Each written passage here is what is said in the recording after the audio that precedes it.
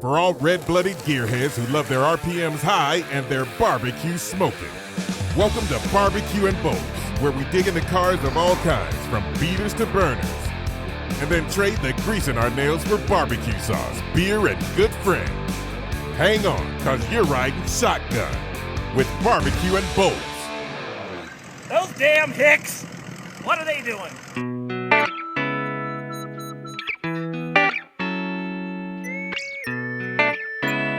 Hey guys, Scott Baxter, Barbecue and Bolts. We got the Honda Element on the road last episode. I only replaced the starter. That was it. That was like a $65 part. I got the car for $300 and now it runs. It goes down the road. It's awesome. So I wanted to show you this episode, all the other things I did to it, almost all the other things, to get it on the road to be a daily driver for my wife. So I'm going to take you through everything right now. Let's check it out. Alright, first test run of the Honda Element. Seems to be running alright. I got an airbag light though. And maintenance required. I just changed the oil. Parts. We do need a new air filter. That's on its way. This one's really torched. Something happened when we moved to New Zealand. I don't know. I lost my other tire iron, so I got another one for 12 bucks. We're going to do some synthetic oil change in this baby. We're also going to do some fuel injection cleaner. I'm going to replace all 4 spark plugs. I'm going to get the back differential. I'm going to replace that. Fluid in there. I'm going to do a transmission replace fluid. Now, this didn't pass emissions, I guess. I looked up some paperwork that came in the glove box with it.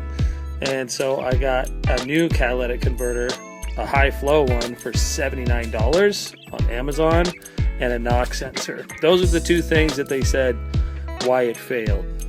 And if you look at a stock catalytic converter, I think they're like $900. So this is real cheap.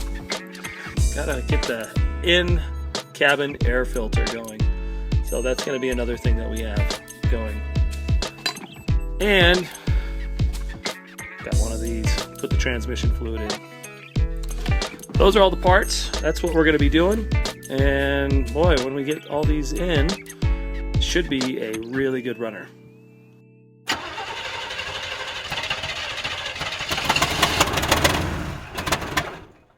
I think this is my favorite part of this whole deal. The installation is so easy for this cabin air filter. And you could do without expert installation, which is just by yourself. And then it's like $18.94 for the whole thing. Or you can include installation for only $247.50. I just wanted to show you which ones I got. Since we call it the Smellement, I got the Fresh Breeze one with the extra Arm & Hammer baking soda in it. I don't know what's going on with the car, but man, this car stinks. Even after I cleaned it, it stinks. Well, that's why it's called the Smellement. Okay, on our air filters, there's going to be an arrow right there. So that's where the airflow is going to go, down towards that way. And then these have arrows on them. And everything goes down. So that's going to fit down into down. Just like that. I'll need 2 hands. Okay, we'll get on the install here. For the Honda Element. You know, it still stinks in here. I don't know what's going on. But it still smells like, I don't know, vinegar mixed with human remains. I have no idea. When you first take this out, what I'm doing is just prying with a screwdriver right up at the bottom of that, and that just unclicks it. See if I can get a focused part of it there, and that's how you take those out. Boom. Just make sure the sides here, this is going to have a lip, and it looks like it should go the other way down, but that lip actually catches the sides, catches everything on the sides. So if you're really not knowing which way to put it and you can't find the arrow, just make sure there's like a little lip here sticking on the side, because that's the catch-all. Words. Okay. This Goes all the way over there, and that stops it. We'll put the other one in right next to it.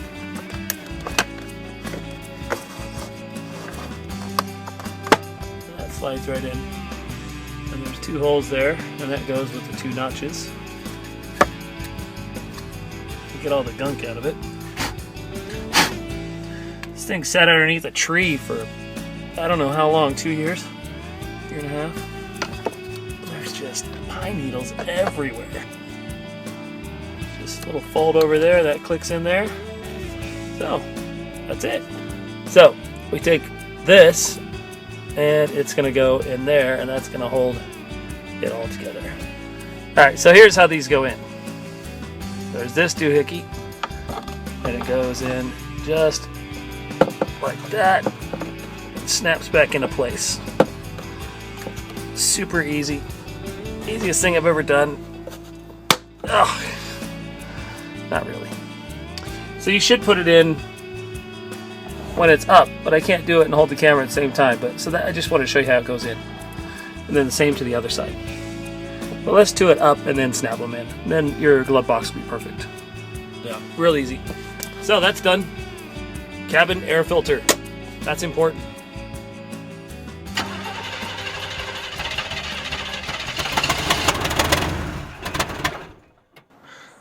Alright, next we're going to be doing spark plugs. So it has a little cap on it. Has a couple 10mm bolts. 4 to be exact. 2 nuts on here and then 2 bolts on here. And then these are just 10mm here. And unscrew these. I've already broken them loose. Closer look there. Notice where your studs are compared to bolts. Then we're going to unplug these, slide these out, and we'll inspect the spark plugs. I'm guessing they've never been changed. Okay, I just pulled all the spark plugs and they are looking mighty blistered. Yeah, those look pretty corroded. That means I think it's running hot. Possibly some oil in the chamber. Could be old engine, but I don't think these have been changed for a long time. So we got new engine case ready to roll in, and you gotta stick those in, and that should help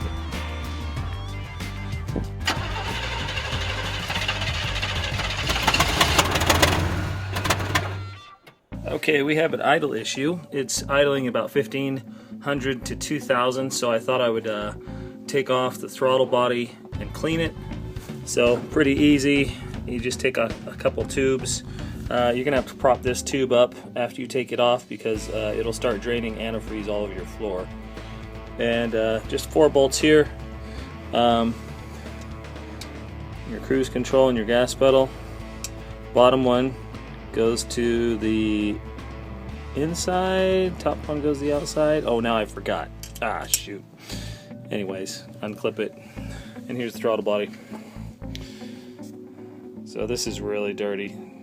So hopefully between this and changing the fluid in the antifreeze and flushing the radiator, I can get rid of this whole high RPM sort of thing. That's going to make me fail emissions too.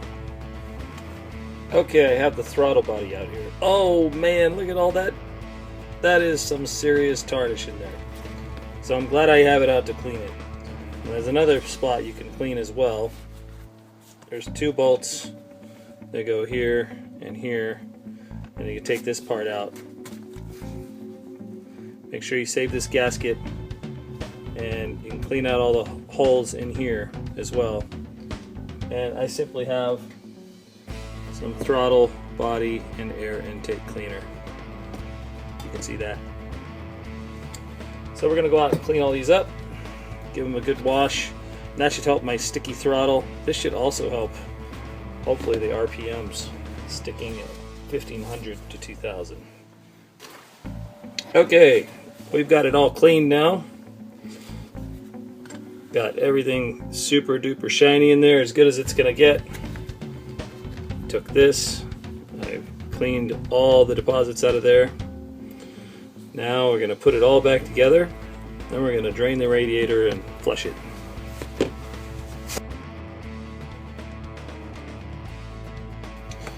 You want to make sure that blue gasket is perfect in there, because it's holding out some of the coolant from the inside of the throttle body, and that would just be a big mess if that wasn't properly in. So okay, the throttle body's back together. Let's stick it back in. Okay, I have the throttle body back in. Now, one thing, if you're having throttle issues, make sure these are clipped in to the correct spots. If they're not in their correct spots, it could pull it a little bit, and that might be your issue. But for me, that's not my issue. So we'll see if this fixes it and see if there's any air bubbles in here. I'm gonna flush this now, and then we'll do it. And then if that doesn't work, then I'll start messing with the cables.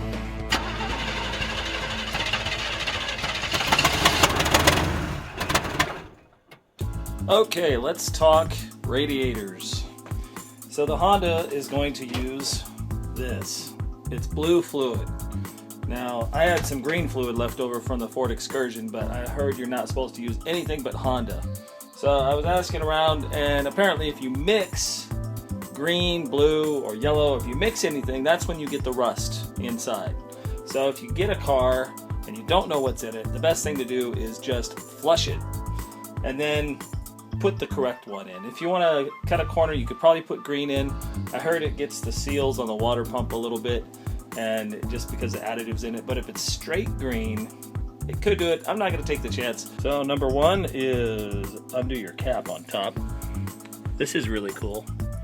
Somebody taped this, so it's you know, that's going to hold water in. Just some tape. I just took like a plastic bin I had in the house, and this is going to be the catch-all for the radiator fluid underneath. You know, you look for a radiator fluid catcher, and I don't know, just anything you got. And if you're looking for the radiator, where to get it at? Right here, and that's going to be directly under the license plate. Okay, and I'm really not sure what color that is. Maybe yellow. Yeah, it looks like yellow antifreeze. Well, it's supposed to have blue in it, so we definitely would like to flush it now. So I have a flush kit. Once that finishes draining, we're going to get a flush kit going in here. And a little life hack. There you go. Hey, look, there's a funnel. I just cut a water bottle off. Alright, I got my Prestone flush and cleaner. Gonna stick that in and then fill the rest of the radiator up with water.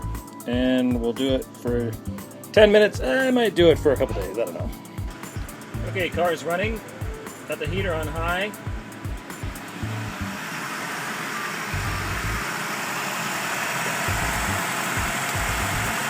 I got this. I'm gonna wait till it gets a couple bubbles after it gets up to temperature.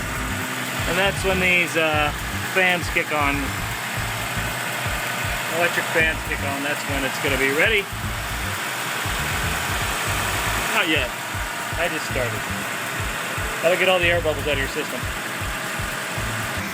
Now this is interesting. The engine keeps on going back and forth on a high and lower throttle. Keeps on switching back and forth, not sure why.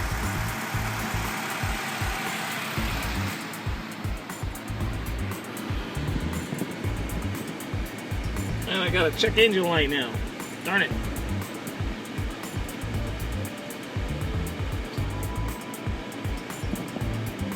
Oh, that's interesting. Maybe it just reset itself. Maybe the engine was learning the throttle.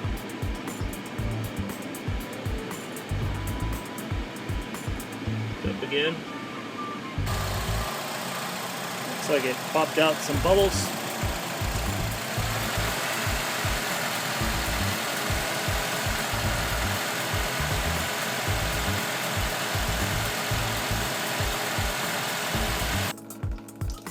Okay, I have driven in a few days with the radiator flush. So now it's time to drain the flush. It was green fluid in there, so that was the wrong fluid in there. So I have the proper fluid. So we're just taking this cap off, draining it, and then we're gonna fill it with the proper fluid. And proper fluid is Asian Vehicle Formula 50/50. One thing I do suggest is these LED lights. These are pretty handy, and it can give you all the light you need to work on stuff and film stuff. Anyways, here's my little homemade doodad, so we don't spill it everywhere. I still have this underneath. And if you don't have blue fluid, you got the wrong fluid in there. So check your fluid, see if it's blue. If it's not, change it, rinse it, wash it, put the right stuff in there. You know, just when you think you know it all, then pink fluid comes out. So, you know, you never know what you're going to get out there. So if you don't do specifically Honda stuff, it's just going to be a big shit show. But you know what? I don't care. Okay, once you have that topped off, don't forget to top off your extra little reservoir here. Alright, I've put it about 2,500 RPMs for a long time. And you know what? My fans aren't coming on. I wonder if I have a fan problem. Oh, now my car's like almost stalling. Yeah, I'm gonna have to watch that. My fans didn't come on, which is really odd. And the engine actually felt really hot yesterday. I turned the heater off and that almost stalling thing stopped. But always something else to look at, I guess.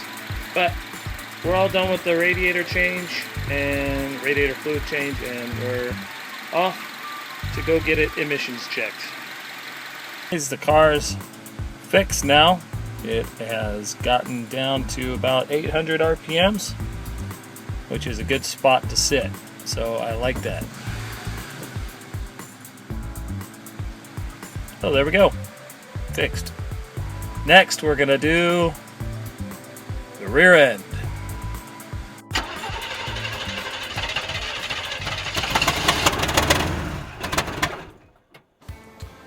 Now, I've got a clunk when you turn in the Element. So I'm thinking that if I change the rear differential fluid, because it's probably never been changed. I mean, the spark plugs have never been changed in this thing. And I bought it from the original owner of 2003. Alright, made it underneath the car. If you're facing the back, it's to the left. You want to undo the top one first. I've already undone it. And then do the bottom one second. I've already broken that one. So we're going to break this one. There we go. Alright, I'm going to set this down while I drain it out. And you know, that's just a messy job when you do it every time. You're always going to have to throw away your gloves. Unless you want oil all over your skin. So the rule is only use Honda Genuine Performance oil in the back. It needs the viscosity. And if you could find one of these, which I did, off of one of my other bottles, that'll just be able to squirt it in the top portion of there.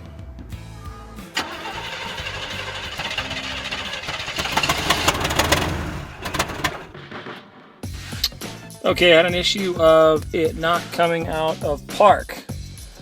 And you'd have to use a screwdriver in there to put it in gear. And I noticed that the cruise control wasn't working. So they have this switch up here connected to your brake pedal. It's a stop and cruise control assembly button. This unplugs, this just twists out, and you need a new bump stop too back here. It costs just a couple bucks. This part's like 10 bucks, and then everything should work as it usually does. So that's an easy fix.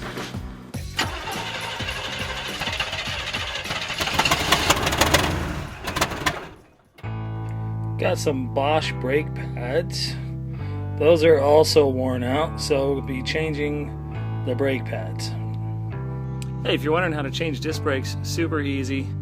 Forgot to tell you this. Just undo this bolt, take them all the way out, and then these just slide right out at that point.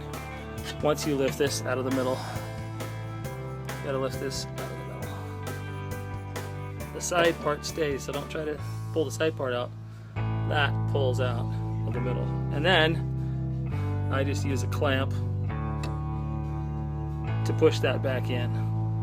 And then once that's pushed back in, it'll fit right over the brakes once I put them back. Alright, here's a little difference between the noisy brake pads and the new brake pads. And yeah, they were definitely needing to be changed. Sounded like an airplane every time I pressed on the brakes. Just another thing that this Honda Element has worn out. Man, the previous owner really didn't do anything. They just drove it into the ground. No maintenance whatsoever for a long time. Anyways, new brakes are going on. It's looking a little rusty, but you know, I don't think this is damaged. And oh, that's good enough. Good enough.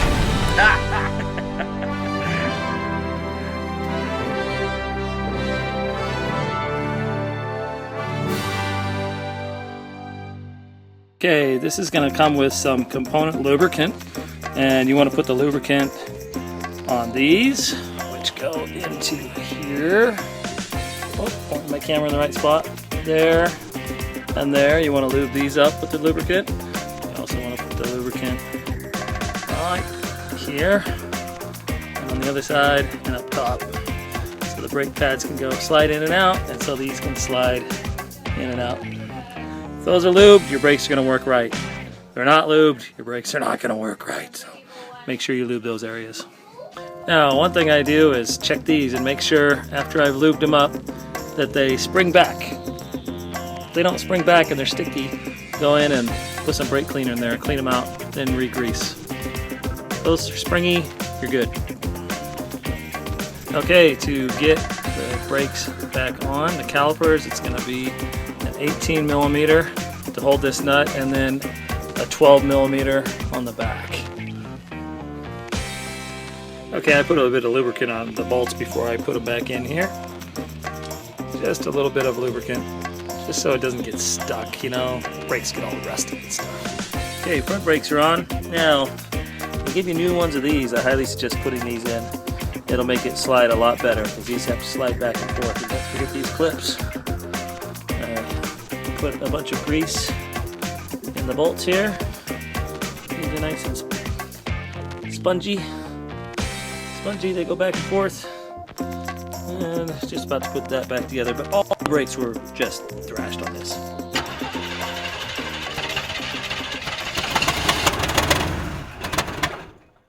Okay, here we are on changing the brake fluid. I got my plunger from the store, $3. I have my .3 Honda. Oh, no, it's not Honda brake fluid. You know, it's a $300 car. Good enough. And we have a little container for it.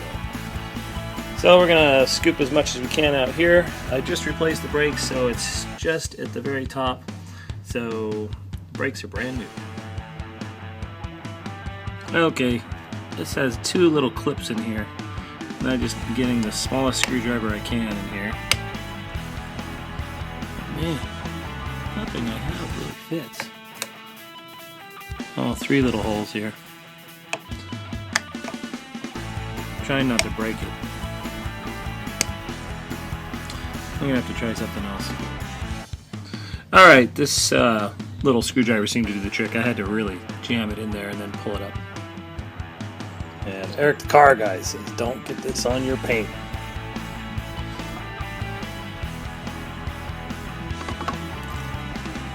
This turkey baster thing works pretty good.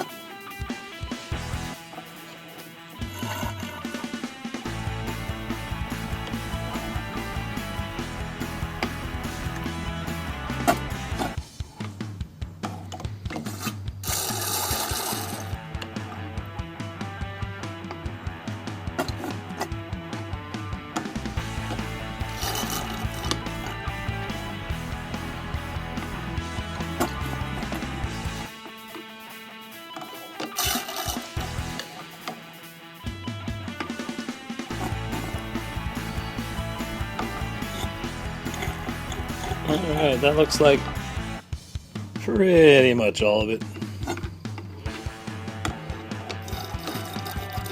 before you put it in, make sure you get that screen back in there. Otherwise, we don't want any of this gobbledygook in there, just in case there's little fragments. And I'm going to turn off the camera so I don't spill it everywhere. Okay, that's all with brand new fluid. Boom, that was easy.